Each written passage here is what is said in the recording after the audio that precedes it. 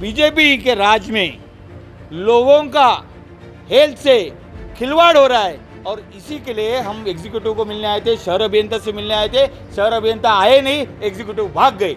कि नेता व्हाइट कुर्ता पहन के अब घर से बाहर निकला है, लेकिन हम जैसे जो रोड पे घूमने वाले कार्यकर्ता है वो वक्त वक्त पे आपको हमारा सामना करना पड़ेगा। हमने भी कमर कस ली है कि जब भी आप झूठे मुद्दे, लोगों के दिल में झूठी जगह बनाने वाले मुद्दों को लेके उतरेंगे, तब तक हम आपका घेराव करेंगे। चुनाव आते ही पार्टियां गिरगिट का रंग बदलते हुए, यूं कहो बरसाती मेंढक, जिस तरह बरसात में मेंढक बाहर निकलते हैं, वैसे ही मीरा भाईंदर में पार्टियां हैं जो सीजनेबल बाहर आती है चर्चा में रहने के लिए, ताकि वो लोग समझे कि ये जिंदा हैं। ऐसे ही कांग्रेस पार्टी ने हाल फिलहाल में कभी ईडी के मुद्दे को लेकर, कभी एसटीपी प्लांट के मुद्दे को लेकर, कभी महंगाई को लेकर, जबकि पिछली आघाड़ी सरकार इनकी थी, फिर भी महंगाई को लेकर मोदी को कोसते हैं। ऐसे लगता है कि सुबह उठते हैं तो मोदी नजर आते हैं, इनको सपने में मोदी नजर आते हैं। शहर में बने वो 10 एसटीपी प्लांट के खिलाफ मोर्चा निकाला है कि महानगर पालिका कई वर्षों से टैक्स वसूल रही है जनता से, एसटीपी प्लांट की सुविधा नहीं मिल रही है, जबकि शहर में कई एसटीपी प्लांट चालू है। आइए हम आपको रूबरू कराते हैं एक ऐसे शख्स से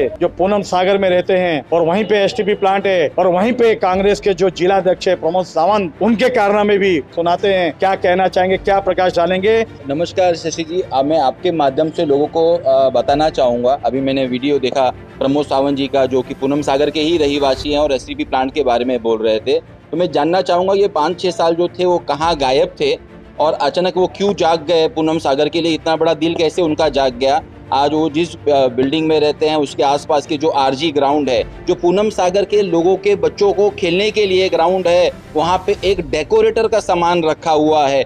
कौन है वो डेकोरेटर? जरा उस पे भी एक कैमरा मार दीजिए। अगर इतना प्यार है आपको पूनम सागर के लोगों के लिए, तो बच्चों के खेलने के लिए वो जगह थोड़ा सा खाली करवा दीजिए। रही बात दूसरी, आप एसटीपी प्लांट के बारे में बात कर रहे हैं। अभी तक तो आप सरकार में थे, ये तो 15 दिन पहले ही आप सरकार से हटे हैं। तब तक आप क्या कर रहे थे? केवल पब्लिक के बीच में जाके लोगों के दिल में अपनी जगह बनाना, वो भी केवल चिल्ला के मोर्चे से नहीं होगा। आपको शहर के speed breaker, water gutter meter के लिए काम करना होगा। पूनम सागर को जो सुशोभीकरण हमने पिछले 4.5 साल में किया है वो इसके पहले कभी नहीं हुआ था। जो चौकस पार्क का रौनक है वो पहले कभी नहीं थी। सेक्टर 9 एकदम जो जहाँ पे आपने ज़िंदगी में भी शक्ल नहीं दिखाया था 4-5 साल से, अचानक आप लोगों के बीच में जाने की कोशिश कर रहे हैं। तो ये आज 21वीं सदी है, अब लोग समझ गए हैं। बड़ा आसान होता है सरकारी अधिकारियों पे कीचड़ उछालना, उनके घर शीशे के होते हैं, हर कोई चलता फिरता राहगीर हेरा घेरा नत्थु खेरा पत्थर मार के चला जाता है। जिस तरीके से मनपा आयुक्त दिलीप ढोले शहर में कार्य कर रहे हैं, सड़कों का हो चाहे गटर का हो, इस बार मूसलाधार बारिश हुई, हर जगह पानी भरा, लेकिन अपना शहर एक ऐसा था जहाँ पे वाटर लॉकिंग नहीं हुआ। क्यों ऐसे अधिकारियों पे लांछन लगाते हैं ऐसे चालाक नेता? देखिए, अधिकारियों पे लांछन जो लगा रहे हैं, यही महानगर पालिका है और यही लोग सत्ता में थे और यही प्रमोद सावंत जी नगर सेवक थे जब इन्होंने वो क्षेत्र में एसपीएमएल का हजारों करोड़ का काम निकला था, 2000 करोड़ के ऊपर का। तभी इन्हें भ्रष्टाचार नहीं दिखाई दे रहा था, तभी इनको सब कुछ सही दिखाई दे रहा था और तब भी शहर में पानी भरे जा रहा था। आज ना ये हजारों करोड़ आए हैं, फिर भी कम कीमत पे अच्छे से अच्छा काम शहर को करके दिया है। तो भी इन लोगों ने आदत बनाई है कि जब आपको विरोध करना है तो अधिकारियों के ऊपर विरोध करें, सत्ताधारियों पे विरोध करें। मेरा पब्लिक से आपके द्वारा रिक्वेस्ट है कि कृपया करके ऐसे लोगों को बॉयकॉट कर दे। रणबीर वाजपेयी ने 2 टूक शब्दों में कांग्रेस के सभी नेताओं को समझा दिया है कि अब पब्लिक जान चुकी है असली चेहरा किसका है और नकली चेहरा किसका है। जिंदा रहने के लिए ठीक है, संविधान में आपको अधिकार दिया हुआ है कि आप अपना पक्ष रखे, सत्याग्रह करें। से मैं अभी थोड़ी देर पहले भी बोला कि हमको मनपा आयुक्त को मिलने के लिए आज कोई समय लिया नहीं था। हमको शहर के एसटीपी प्लांट के बारे में तकरार देने को हम आए थे। मैं पिछले 2 साल से इसके बारे में पाठ पुरावा कर रहा हूँ।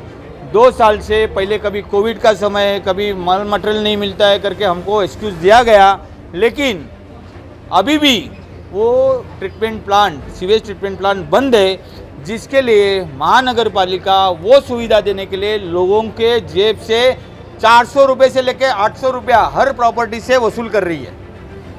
और वो वसूली में ये 20 करोड़ से ज़्यादा रकम लोगों से वसूल कर रही है और लोगों को सुविधा नहीं दे रहे।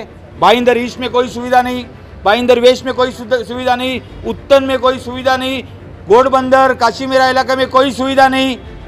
और जिधर सुविधा दे रहे, उदाहरण देने का रहेगा तो 6C मीरा रोड पूनम शांति नगर का जो एसटीपी प्लांट है, उस प्लांट के ऊपर जो सबसे पहले बन के रेडी हुआ, हमारे कार्यकाल में रेडी हुआ, जिसका पानी का ट्रीटमेंट करके वही पानी हम लोगों आजू बाजू के गार्डन डिवाइडर में जॉगर्स पार्क में यूज़ कर रहे थे।